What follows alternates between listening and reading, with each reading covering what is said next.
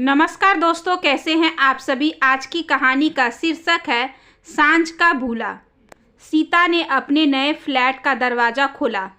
कुली truck से सामान उतारकर सीता के निर्देश पर उन्हें यथास्थान रख गया। कुली के जाने के बाद सीता ने अपना रसोई घर काफ़ी मेहनत से सजाया। सारा दिन घर के सामान को संवारने में ही निकल गया। शाम को सीता जब आराम से सोफे पर बैठी तो उसे अजीब सी खुशी महसूस हुई। बरसों की घुटन कम होती हुई सी लगी। सीता को खुद के फैसले पर विश्वास नहीं हो रहा था। 50 की उम्र में वह घर की देहरी पार कर अकेली निकल आई है। यह कैसे संभव हुआ। वैसे आश्चर्यशील परिवार की नवविवाहित संयुक्त परिवार से अलग होकर अपनी गृहस्थी अलग बसा ले तो कोई बात नहीं, क्योंकि ऐसा चलन तो आजकल आम है। लेकिन घर की बुजुर्ग महिला गृह त्याग दे और अलग जीने लगे तो यह सामान्य बात नहीं है। सीता के दिमाग में सारी अप्रिय घटनाएं एक बार फिर घूमने लगी। सीता कर्नाटक संगीत के शिक्षक शिव रामकृष्णन की तीसरी बेटी थी। पिताजी अच्छे गायक थे पर दुनियादारी नहीं जानते थे। अपने छोटे से गांव अरिमल्लम को छोड़कर वे कहीं जाना नहीं चाहते थे। उनका गांव तिरुच्चू के पास ही था। गांव के परंपरावादी आचारशील परिवार, जहां कर्नाटक संगीत को महत्व दिया जाता था। शहर की ओर चले गए गांव के कुल 3 मंदिर थे। आमंत्रण के उत्सवों और शादी ब्याह में गाने का आमंत्रण शिव रामकृष्णन को मिलता था। उनके कुछ शिष्य घर आकर संगीत सीखते थे। सीता की माँ बीमार रहती थी और सीता ही उनकी देखभाल करती थी। पिताजी ने किसी तरह दोनों बहनों की शादी कर दी थी। एक छोटा भाई भी था जो स्कूल में पढ़ रहा था। सीता अपनी माँ का गौर वर्ण और सुंदर नैन नक्श लेकर आई थी। घने काले बाल, छरहरा बदन और शांत चेहरा बड़ा आकर्षक था। एक उत्सव में तिरुच्ची के आए रामकृष्णन के परिवार के लोगों ने सीता को देखा और उसी दिन शाम को रामकृष्णन ने अपने बेटे रविचंद्र के साथ सीता की सगाई पक्की कर ली। सीता के पिता ने भी झटपट बेटी का ब्याह रचा दिया। सीता का ससुराल जन धन से वैभवपूर्ण था। उसका पति कुशल बांसुरी वादक था। जब वह बांसुरी वादन का अभ्यास करता तो राह चलते लोग खड़े होकर सुनने लगते। लेकिन सीता को कुछ ही समय में पता लगा कि उसका पति बुरी संगति के कारण शराबी बन गया है और अपनी इसी लत के कारण वह कहीं टिक कर काम नहीं कर पाता। कुल 4 वर्षों की गृहस्थी ही सीता का तकदीर में लिखी थी। रविंद्र चंद फेफड़े के रोग का शिकार बनकर खांसते हुए सीता को छोड़कर चल बसा। सास ससुर पुत्र शोक में बूझकर गांव चले गए। जेठ ने सीता को मायके जाने को कह दिया। सीता अपने दोनों नन्हे पुत्रों को लेकर अपनी दीदी के यहाँ चेन्नई में रहने लगी। उसने अपनी छूटी हुई पढ़ाई फिर से शुरू कर दी। दीदी के घर का पूरा काम अपने कंधों पर उठाए सीता गुस्सैले जीजाजी के क्रोध का सामना करती। उसने किसी तरह संगीत में MA तक की शिक्षा पूरी की और शहर के प्रसिद्ध महिला कॉलेज में प्रवक्ता के पद पर काम करने लगी। सीता के दोनों बेटे 2 अलग दिशाओं में प्रगति करने लगे। बड़ा बेटा जगन्नाथ पिता की तरह संगीतकार बना। वह फिल्मों में सहायक संगीत निर्देशक के रूप में काम करने लगा। अपनी संगीत टीम की एक विजातीय गायिका मोनिका को जगन्नाथ घर लेकर आया और सीता ने पूरी बिरादरी का विरोध सहन करते हुए जगन्नाथ और मोनिका का विवाह रचाया था। दूसरा बेटा बालकृष्णन ग्रेनेट व्यापार में लग गया। अपनी कंपनी के मालिक ईश्वरन की पुत्री के साथ उसका विवाह हो गया। सीता ने दोनों बेटों का पालन पोषण काफ़ी मेहनत से किया था। वह उनका कड़ा अनुशासन रखती थी। माँ का संघर्ष, परिवार में मिले कटु अनुभवों ने दोनों बेटों की हंसी छीन ली थी। विवाह के बाद ही दोनों बेटे हंसने बोलने लगे थे। सैर सपाटे पर जाना, दोस्तों को घर बुलाना, होटल में खाना दोनों को ही अच्छा लगने लगा। कुछ समय तक सीता का घर खुशहाल रहा, लेकिन सीता के जीवन में फिर आंधी आई। भाग्य लक्ष्मी के पिता काफ़ी संपन्न थे, इसलिए उसके पास ढेर सारे गहने और कांचीपुरम की कीमती रेशमी साड़ियाँ थी। उस पर हर 2-3 दिन के बाद वह मायके चली जाती और वापसी पर फल मिठाइयाँ भर भर कर लाती थी। मोनिका यह सब देखकर जल भुन जाती थी। सीता दोनों बहुओं को किसी तरह संभालती थी। दोनों के मन मुटाव के बीच फंसकर घर का सारा काम सीता को ही करना पड़ता था। पोंगल के त्यौहार के समय बहुओं को उनके मायके से एक सप्ताह पहले ही नेग आ जाता। भाग्य लक्ष्मी के माता पिता अपनी बेटी, दामाद और सास के कपड़े आदि लेकर आ गए। भाग्य लक्ष्मी काफ़ी खुश थी। पोंगल के पर्व के दिन सीता ने बहुओं को मेहंदी रचाने के लिए बुलाया। भाग्य लक्ष्मी ने मेहंदी रचा ली तो मोनिका का क्रोध फूट पड़ा। बड़ी बहू को पहले न बुलाकर छोटी बहू को पहले मेहंदी लगा दी। मुझे नीचा दिखाना चाहती है ना आप?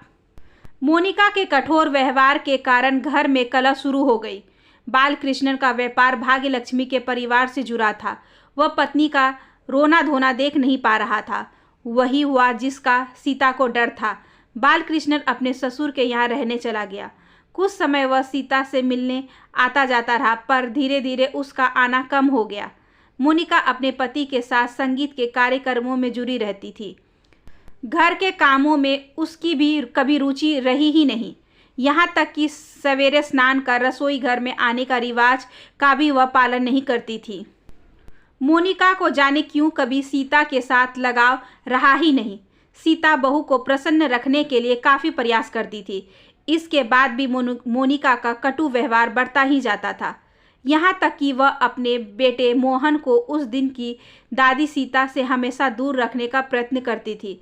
सीता अंदर से टूटती रही, अकेले में रोती रही और अंत में अलग फ्लैट लेकर रहने का कष्टपूर्ण निर्णय उसने ले ही लिया। आदतवश सीता सुबह 4 बजे ही जग गई। आँख खुलते ही घर की निर्वता का भान हुआ तो झट से अपना मन घर के कामकाज में लगा लिया। रसोई घर में खड़ी सीता फिर एक बार चौंकी। भरे पूरे मायके और ससुराल में हमेशा वह 5-7 लोगों के लिए रसोई बनाती थी। आज पहली बार उसे सिर्फ अपने लिए भोजन तैयार करना है। लंबी सांस लेती हुई वह काम में जुटी। मन में ख्याल आया कि बहू मोनिका नन्हे चंचल मोहन को संवारते हुए नाश्ता और भोजन अकेले कैसे तैयार कर पाएगी। जगन्नाथ को प्रतिदिन नाश्ता में इडली डोसा ही चाहिए। इडली बिल्कुल नरम हो, सांभर के साथ नारियल की चटनी भी हो, यह जरूरी है। दोपहर के भोजन में भी उसे सांभर, पोरियल, भुनी सब्जी, कुट्टू, तरी वाली सब्जी, दही, अचार के साथ चावल चाहिए। इतना कुछ मोनिका अकेले कैसे तैयार कर पाएगी? सीता ने अपना लंच बॉक्स बैग में रख लिया। उसे अकेले बैठकर नाश्ता करने की इच्छा नहीं हुई। केवल कॉफ़ी पीकर वह कॉलेज चल पड़ी। कॉलेज में उसे अपने इस नए घर का पता कार्यालय नोट में कराना था। मैनेजर राम लक्ष्मी ने तनिक आश्चर्य से पूछा, आपका अपना मकान टी नगर में है ना? फिर आप उतने अच्छे इलाके को छोड़कर यहाँ विरुबकम में क्यों आ गई हैं? सीता फीकी हंसी हंसकर बात टाल गई। कॉलेज में कुछ ही समय में बात फैल गई कि सीता बेटे बहू से लड़कर अलग रहने लगी है। जाने इस उम्र में भी लोग कैसे परिपक्व नहीं होते। छोटों से लड़ते झगड़ते हैं। जब बड़े बूढ़े ही घर छोड़कर भागने लगेंगे तो समाज का क्या हाल होगा। इस तरह के कई ताने सुन सीता खून का घूंट पीकर रह जाती थी।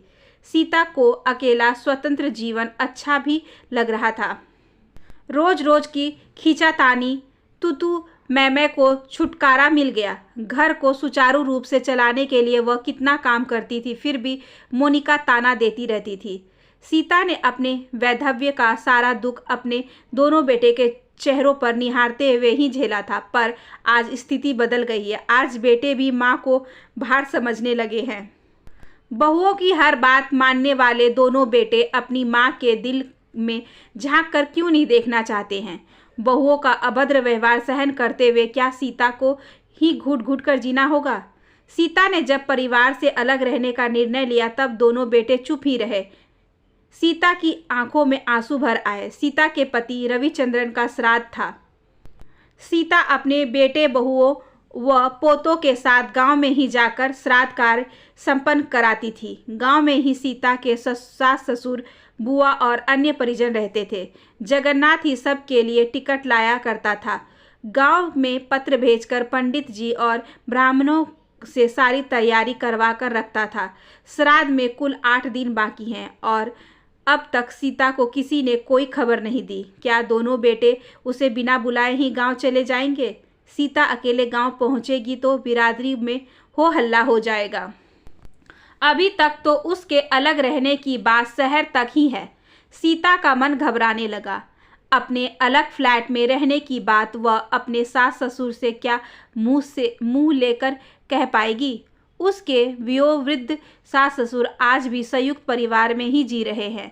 ससुर की विधवा बहन, विदुर भाई, भाई के 2 लड़के, दूर की रिश्ते की एक अनाथ पोती, सब परिवार में साथ रहते हैं। उन्होंने सीता को भी गांव में आकर रहने को कहा था, पर वह नहीं आई थी। क्या इतने लोगों के बीच मन मुटाव नहीं रहता होगा? क्या आर्थिक परेशानियां नहीं होंगी? पता नहीं ससुर जी कैसे इस उम्र में सब कुछ संभालते हैं। सीता ने मन मारकर जगन्नाथ को फ़ोन किया। मोनिका ने ही फ़ोन उठाया। जगन्नाथ किसी फिल्म की रिकॉर्डिंग के सिलसिले में सिंगापुर गया हुआ था। सीता गांव जाने के बारे में मोनिका से कुछ भी पूछ नहीं पाई। बालकृष्णन भी बेंगलुरु गया हुआ था। भाग्यलक्ष्मी ने भी गांव जाने के बारे में कुछ नहीं कहा। सीता को पहली बार घर त्यागने का दर्द महसूस हुआ। क्या करे वह? ट्रेन से अपने अकेले का आरक्षण करा ले, पर यह भी तो पता नहीं है कि लड़कों ने गांव में श्राद्ध करने की व्यवस्था की है या नहीं। उसे अपने दोनों बेटों पर क्रोध आ रहा था। क्या माँ से बातचीत नहीं कर सकते हैं? लेकिन सीता अपने बेटों से न्यायपूर्ण व्यवहार की उपेक्षा कैसे कर सकती है? उसने स्वयं परिवार त्याग कर बेटों से दूरी बना ली है। अब कौन किसे दोष दे? सीता ने अंत में गांव जाने के लिए अपना टिकट बनवा लिया और कॉलेज से भी छुट्टी की अर्जी ले ली। सीता विचारों के झंझावात से घिरी गांव पहुंची थी। उसके पहुंचने के बाद ही जगन्नाथ, मोनिका, बालकृष्णन, भाग्यलक्ष्मी, मोहन और कुमार पहुंचे। सीता ने जैसे तैसे बात संभाल ली। श्राद्ध अच्छी तरह संपन्न हुआ। सीता की वृद्ध सास और बुआ उसके परिवार के बीच में अलगाव को देख रही थी। मोहन अपनी दादी सीता के गले लगकर बार बार पूछ रहा था, दादी आप घर कब आएंगी? आप हमसे झगड़ कर चली गई है ना? मैं भी अम्मा से झगड़ने पर घर छोड़कर चला जाऊंगा। अरे नहीं, ऐसा नहीं बोलते। जाओ कुमार के साथ खेलो। सीता ने मुश्किल से उसे चुप कराया। शहर वापसी के लिए जब सब लोग तैयार हो गए तब सीता के ससुर ने अपने दोनों पोतों को बुलाकर पूछा, तुम दोनों अपनी माँ का ध्यान रखते हो कि नहीं? तुम्हारी माँ काफ़ी दुबली और कमज़ोर लगती है। जीवन में बहुत दुख पाया है उसने। अब कम से कम उसे सुखी रखो। जगन्नाथ और बालकृष्णन चुपचाप दादा की बात सुनते रहे। उन्हें साष्टांग प्रणाम कर सब लोग चेन्नई लौट गए थे। गांव से वापस आने के बाद सीता और भी अधिक बुझ गई थी। कितने महीनों बाद उसने अपने दोनों बेटों का मुंह देखा था। दोनों प्यारे पोतों का आलिंगन उसे गदगद कर दिया था। बहू मोनिका भी काम के बोझ से कुछ थकी थकी लग रही थी, पर उसकी तीखी जबान तो पहले से जैसे ही चलती रही थी। जगन्नाथ काफ़ी खांस रहा था। वह कुछ बीमार रहा होगा। बालकृष्णन अपने चंचल बेटे कुमार के पीछे दौड़ते दौड़ते उब रहा था। भाग्यलक्ष्मी बालकृष्णन का ज़्यादा ध्यान नहीं रख रही थी। खैर मुझे क्या, चलाए अपनी अपनी गृहस्थी। मेरी ज़रूरत तो किसी को भी नहीं है। सब अपना घर संभाल रहे हैं। मैं भी अपना जीवन किसी तरह जी लूँगी। सीता के कॉलेज में सांस्कृतिक कार्यक्रम था। अध्यापक गण अपने परिवार के साथ आए थे। अपने साथियों को परिवार के साथ हंसता बोलता देख कर सीता के मन में कसेलापन भर गया। उसे अपने परिवार की याद सताने लगी। हर वर्ष उसके दोनों बेटे इस कार्यक्रम में आते थे। सीता इस कार्यक्रम में गीत गाती थी। माँ के सुरीले कंठ से गीत की स्वर लहरी सुन दोनों बेटे काफ़ी खुश होते थे। आज सांस्कृतिक कार्यक्रम में अकेली बैठी सीता का मन व्यथित था। सीता को इधर कुछ दिनों से अपनी एकांत जिंदगी नीरस लगने लगी थी। ना कोई तीज त्यौहार ढंग से मना पाती थी, ना ही किसी सांस्कृतिक आयोजन में जा पाती। कहीं चली भी गई तो उसे लोग उसके परिवार के बारे में प्रश्न अवश्य पूछते थे। पड़ोसी भी उससे दूरी बनाए रखते थे। एक दिन सीता ने अपने 2 पड़ोसियों की बातें सुन ली थी। मीना, तुम अपने यहाँ मत बुलाना, हमारे सुखी परिवार को उसकी नज़र लग जाएगी। पता नहीं इतने बड़े फ्लैट में वह अकेले कैसी रहती है। जरूर इसमें कोई खोट होगा, तभी तो इसे पूछने कोई नहीं आता है। अम्मा, मुझे बेटे के लिए एक पुरानी साइकिल लेनी है। बेचारा हर दिन बस से आता जाता है, बस में बड़ी भीड़ रहती है। तुम मुझे 600 रुपये उधार दे दो, मैं हर महीने 100 रुपये कर के चुका दूंगी। सुब्बा माँ बर्तन मलते मलते कह रही थी। लेकिन सुब्बा माँ, तुम्हारा बेटा तो तुम्हारी बात नहीं सुनता है, तुम्हें रोज़ 10 गालियाँ देता है, कमाई का 1 पैसा भी तुम्हें नहीं देता। रोज़ तुम उसकी सैकड़ों शिकायतें करती हो और अब उसके लिए कर्ज लेना चाहती हो। सीता कॉफ़ी पीते हुए आश्चर्य से पूछ रही थी। अरे अम्मा, अपनों से ही तो हम कहा सुनी कर सकते हैं। बेचारा बदनसीब मेरी कोख से जन्मा, इसलिए तो गरीबी का सारा दुख झेल रहा है। अच्छा खाना कपड़ा कुछ भी तो मैं उसे नहीं दे पाती हूँ।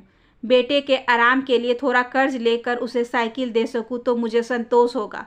फिर माँ बेटे में क्या दुश्मनी टिकती है भला। अब आप खुद का ही हाल देखो ना, इस 7-8 महीनों में ही आप कितनी कमज़ोर हो गई हैं। अकेले में आराम तो खूब मिलता है, पर मन को शांति कहाँ मिलती है।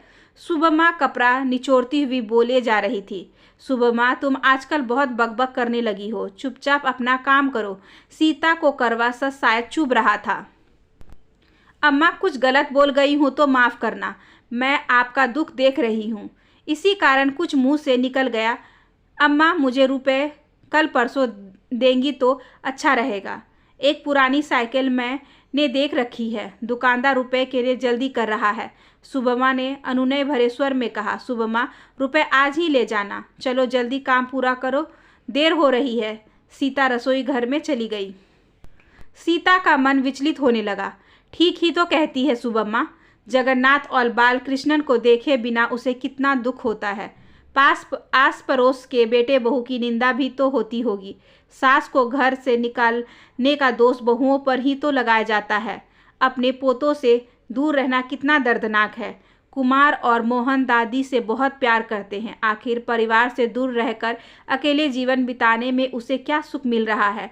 सुबमा जैसी साधारण महिला भी परिवार के बंधनों का मूल्य जानती है।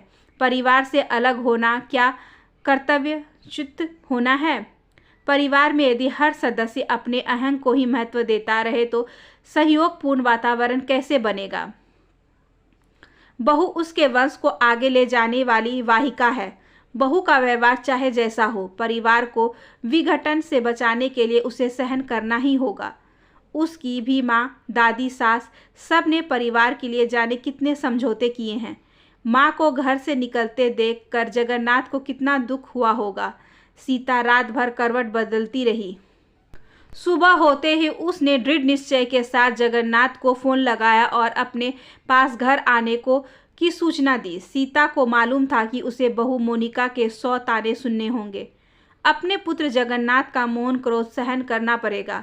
बालकृष्णन और भाग्यलक्ष्मी भी उसे ऊंच नीच कहेंगे। सीता ने मन ही मन कहा, सांझ का भूला सुबह को घर लौट आए तो वह भूला नहीं कहलाता।